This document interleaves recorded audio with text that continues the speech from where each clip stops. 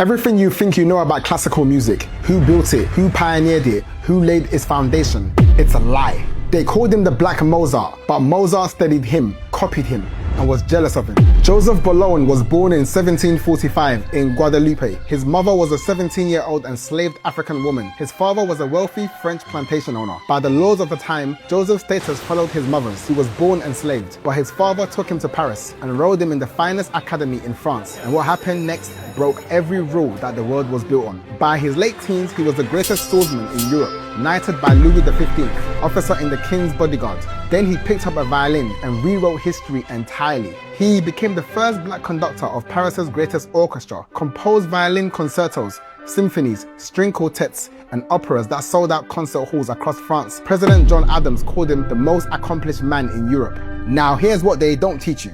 Boulogne pioneered the Sinfonia Concertante, one of the most important musical forms in classical history. Mozart didn't invent it, a black man born enslaved did it first. Mozart arrived in Paris, heard Boulogne's work, and historians have found passages in Mozart's compositions that follow Boulogne so closely they cannot be coincidence.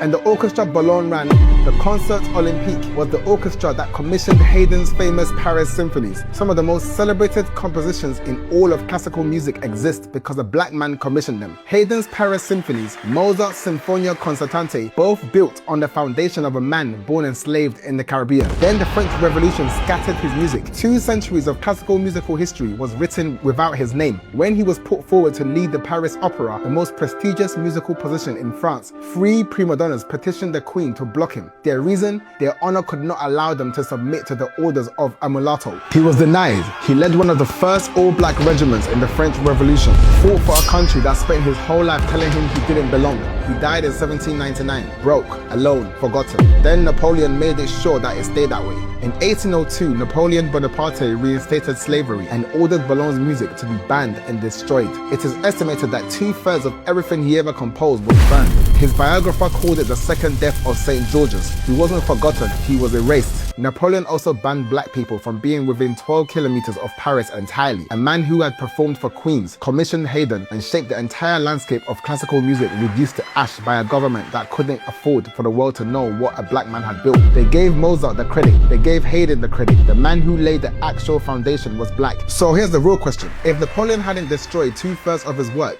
if the world had heard everything Joseph Boulogne ever created, would we even know who Mozart was? If you want to learn how to make videos like this in 2026, comment wonders and I'll personally send you my playbook.